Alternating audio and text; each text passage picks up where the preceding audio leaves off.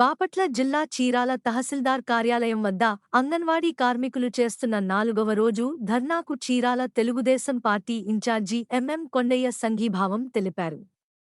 ఈ సందర్భంగా కొండయ్య మాట్లాడుతూ అంగన్వాడీ కార్మికులకు అనేక వాగ్దానాలు చేసిన ముఖ్యమంత్రి జగన్మోహన్ రెడ్డి అధికారంలోకి వచ్చిన తర్వాత వాటిని పట్టించుకున్న పాపాన లేదు అని అన్నారు. గత ప్రభుత్వంలో తెలుగుదేశం పార్టీ డ్వాక్రా మహిళల దగ్గర నుంచి అంగన్వాడీ ఆశా వర్కర్లను తీసుకురావడం జరిగిందన్నారు. అంతా కూడా పురుగులు పట్టడం, అవి పట్టడం, ఈ పట్టడం అన్ని చూపించారు. కానీ మీరు చూపించలాగా బాధపడుతున్నారు, భయపడుతున్నారేమో కానీ అవి ఎలాగోలాగా బయటకు వస్తూనే ఉన్నాయి. మీరు దాగటం లేదు. అటువంటి మీరు రిటైర్మెంట్ బెనిఫిట్ అడిగారు, ఒక 5 లక్షలు ఇవ్వమని అడిగారు. మీరేం అడిగారు? రిటైర్మెంట్ ఇవాళ మామూలు ఎంప్లాయీస్కి అయితే లక్షలు కోట్లు వస్తున్నాయి. మీరు దాంట్లో అడిగింది కేవలం ఒక 5 లక్షలు అడిగారు. ఇదేమన్నా పెద్ద కష్టమైన పని ఏం కాదు. వేతంలో సగం పెన్షన్ ఇవి అడుగుతున్నారు. ఆ సగం పెన్షన్ విషయంలో కూడా మీరు అడిగినటువంటి న్యాయమైనటువంటి వేతనం ఎంత అడిగారు? 26,000 అడిగారు. ఎందుకు అడిగారు?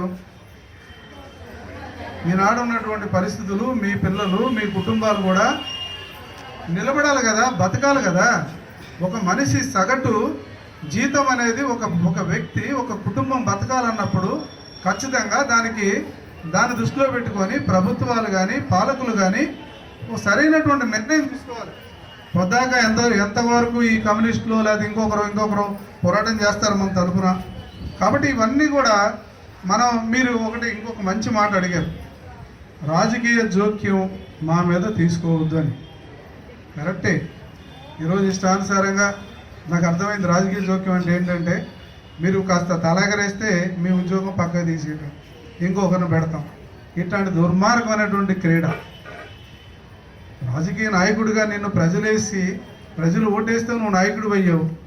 మరి నువ్వు నాయకుడు అయ్యావు, నీకు అధికారం వచ్చింది. అధికారం వచ్చిందంటే రోజు ఒక 10 మందిని నాకు అధికారం వస్తే నేను మార్చుకొని, ఇంకోటికి అధికారం వస్తే ఇంకోటి మారిస్తే వీళ్ళ జీవితాలు ఏమైపోతాయి? ఇదే కదా రాజకీయ జోక్యం. ప్రధానంగా జోక్యం జరుగుతుంది ఇక్కడే.